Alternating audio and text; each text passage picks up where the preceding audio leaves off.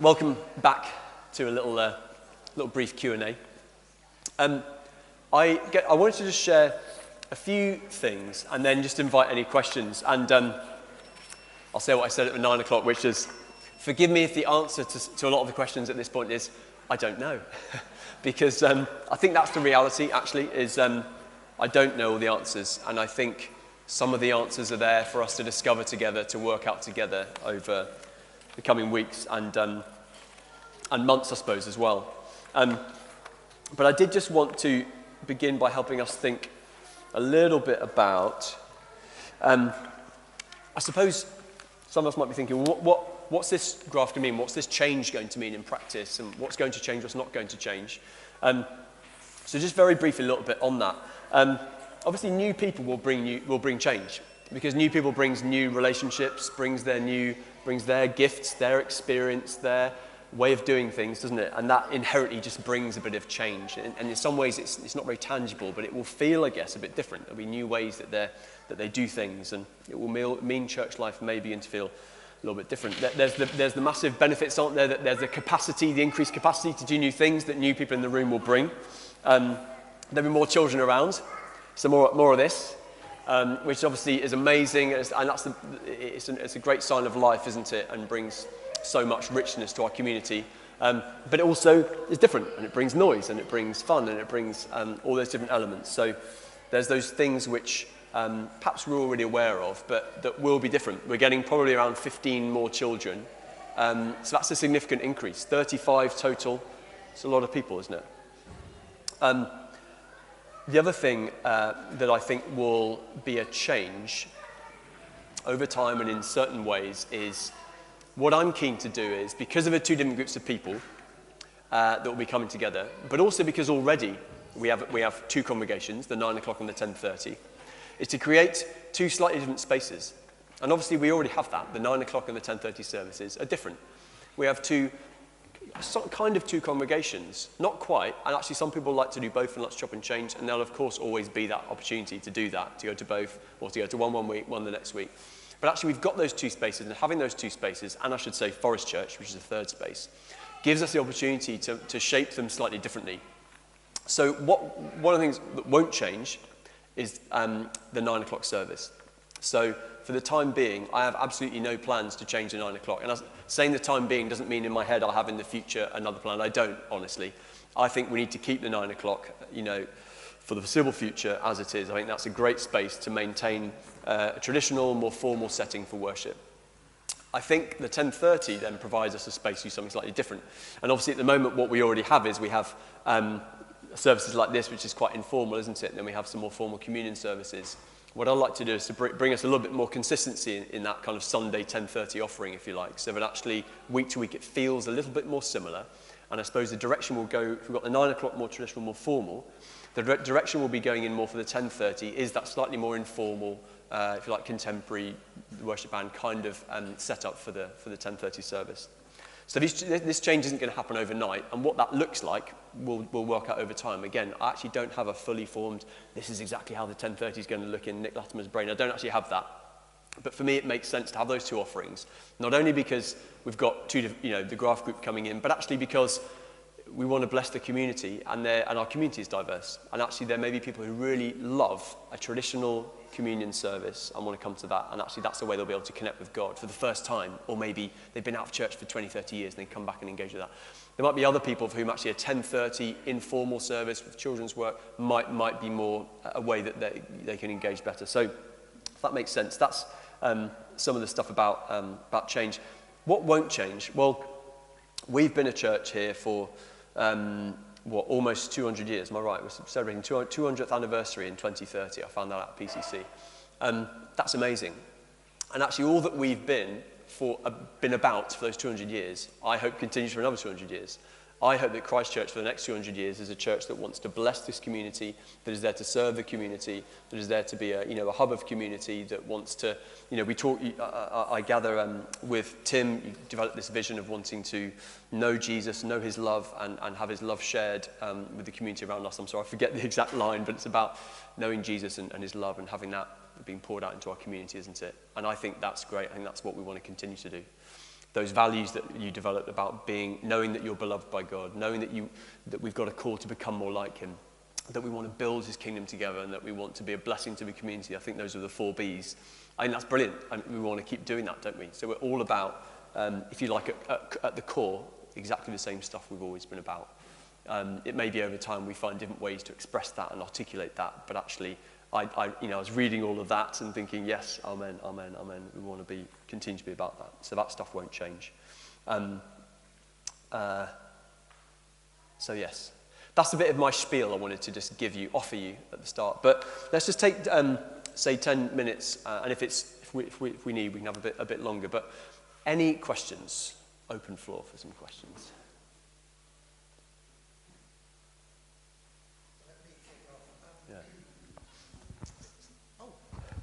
I don't think I need it. Feel free. Sorry. I mean, I'm really happy with the informal 10:30 service. I mean, just occasionally we might, if it suits us, come to the 9 o'clock. But I would hope that we can continue the strong Eucharistic tradition of this church, which is part of its specialness, that in an evangelical setting we can nonetheless make the most of the Eucharist. And I think it'd be really exciting to have communion within a more informal context. So I wasn't actually going to speak, but I thought since there was a gap, I would fill it. Thank you. So I hope that's helpful. Yeah, thank you. No, that's really helpful. And yeah, absolutely. I think communion still is a key central aspect of our worship, isn't it? And I think, we definitely don't want to lose that. So yes, absolutely. Thank you. And yeah, I like the idea of thinking, how do we do that, even in a more informal setting? Yeah, maintaining that as a key central aspect of our worship. Yeah, thank you, Andrew. Anyone else? And it may be that questions will emerge in your head in the coming days and weeks and months. So of course, at any point you can come and chat to me, and we can. Oh, Dora's got a question. Come on, Dora.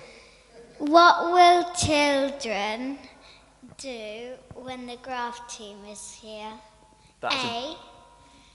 We've got options. Spy. Multiple choice. Spy on the adults. Oh, B, go to groups. C, play with each other. Oh, wow, I've got multiple choice. I've got to pick one of ABC. That's a very good question, Dora. I envisage that there may be a bit of spying going on. That's probably, I reckon that's something I can't help, so I'm guessing A is just going to happen whether we like it or not. B, I think there probably will be some kind of groups. I think we'll do some kind of groups for the kids. I don't know what that will look like. I don't know how often. We're going to be exploring that soon. I'm going to gather some of the parents and people who've been involved in children's work in the past, have a bit of a conversation around that. And then the third one was playing, wasn't it? And I definitely hope that playing is part of it too. Yeah. I don't think it's more than just playing, but I hope it definitely involves playing too. Yeah. Thank you, Dora. Good questions. Sorry, Dora, you're not going to get away without me answering that as well. No chance. You have to have all of those. If you don't spy on the grown-ups, you don't learn how to be a grown-up. There we go. Right? Children need to learn, so maybe you do need to have some time with other children learning things. And it was to play and make friends, wasn't it? And if church isn't a place where you can make friends, what is it? Okay? So, brilliant questions, but the answer's got to be yes. Yes to all three. There you go. Resounding yes. Isabel got a question.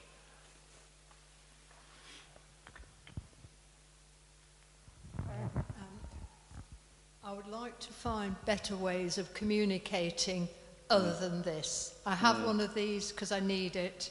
I sometimes mishear you in church and other people because I've got a hearing loss, and so have quite a number of us.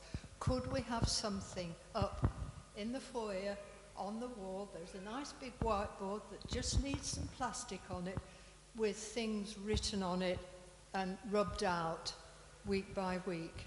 Or, today, I think you said 2:15 to walk down to the Riverlin, but I wasn't absolutely sure, and I don't want to have to go online to check it or harass people.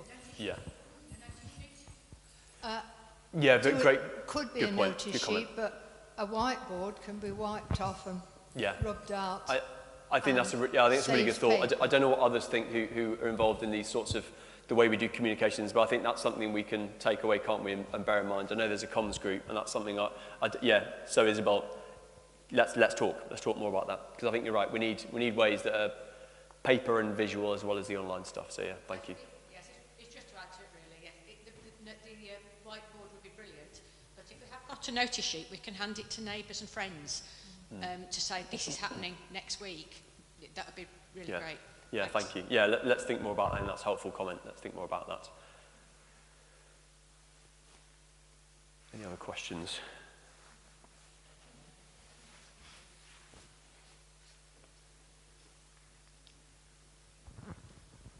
I don't know about anybody else here, but I find, whilst I don't have hearing aids, but my hearing's not brilliant.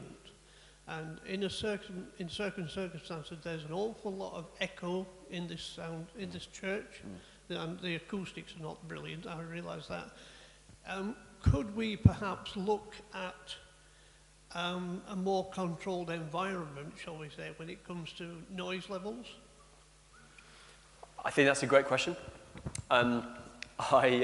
It's a difficult one, isn't it? Because I really hear that, and I hear both what I've heard from two people now is that it can be difficult to hear, and here we are with this guy shouting in my face. I think on the one hand, it's an occupational hazard of having children around, that they just do make a bit more noise. Well, I don't know, adults can be pretty noisy as well, can't we? But I think on the other hand, that it's trying to find ways to manage that well. And I think it's complicated, isn't it? Because everyone has different styles of parenting and ways of doing things. I think we can try and encourage certain ways of engaging together. I think the other thing I'd say is obviously, I want everyone to be welcome, as I say, at both services, but it could just be that for some people, that quieter space at 9 o'clock it actually helps us engage with God, and that can be really important. But that's not to say I think therefore it's free for all and it's chaos at 10:30. I think we need to work on that. I do think we need to work on that. And it may be that, for example, some kind of pattern of groups helps with some of those noise levels as well. So I think it's something we need to explore. So yeah, thank you, John. Yeah, do you want to come back?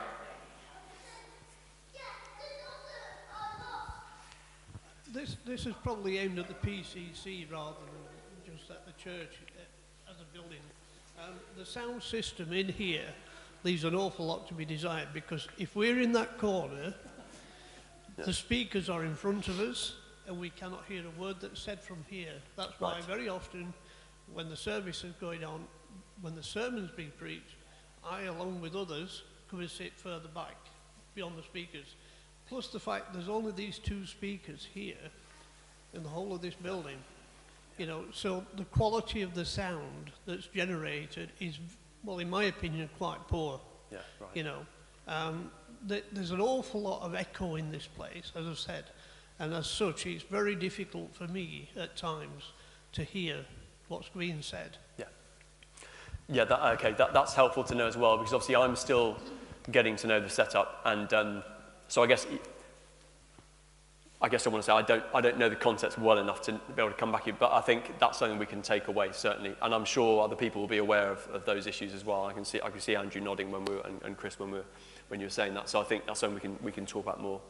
Any other questions specifically, I guess, on the graft and those dynamics and things coming? Carol? So I don't know very much about what the people who are coming in as the graft are used to at St Thomas Crooks, because I did go to St Thomas Crooks once or twice many years ago, but are they having to change radically what they're having to do in order to come here? How much of a sacrifice are they kind of making in order to bring themselves in to strengthen us, which is kind of the way I see it? Yeah. That's a really helpful question, and I like that, you know, we're thinking about what it's going to be like for them. I think on the one hand, as a church, it's a big sacrifice, because obviously obviously some of us may not know, St Thomas Crooks is helping fund my role, so they're funding 50% of my role for term yet to be decided, but at the moment maximum 3 years, 2 to 3 years. So that's a huge, obviously, sacrifice, and they're losing 35 of some, you know, what seems to me some of their best people. Everyone keeps saying, oh yeah, it's not just 35 people again, but they're really great 35 people. So they're like, oh, we're really going to feel this. So it is a big sacrifice for the church. And yet, obviously, as you say, for the individuals, what are they used to? I mean, it's perhaps difficult to articulate. I think, obviously, though, what they'll be used to will be different from what they'll encounter here, just for the nature of the building's different, the people are different, and there'll be certain ways, in which the worship is feels different, and you know, they do have a very well-resourced setup over there, and so, you know, obviously they will notice that, and they know that. They know that they're coming to a church that is different. I will say that having spoken to them, they are coming to this church with an attitude of, you know, seeing what is here rather than what's not here. You know, they are coming with an attitude of, you know, seeing the treasure that God's already put here, rather than kind of seeking, you know, what's not right. So, but equally, of course, they will be able to see things that when you're part of something for a long time, you can't see. Does that make sense? That you kind of see things with a fresh perspective. So, I know we talked to PCC about that thing of sort of being able to use this as an opportunity to reflect on our practice and who we are and where we're strong and where we can grow. So, yeah, thank you. Good question. Yeah, John. Just to say that St Thomas is an Anglo-Baptist church, so their idea of communion is much more relaxed than our one. It's because they're an Anglo-Baptist church. Because they're Anglo-Baptist church, their concept of communion is far more relaxed and less liturgical than ours. So there is a significant change that they're going to go through in terms of just having Anglican communion, because it's very free-flowing, and you know, they just don't have the same sort of structures that we do, I think. Yeah, thank you.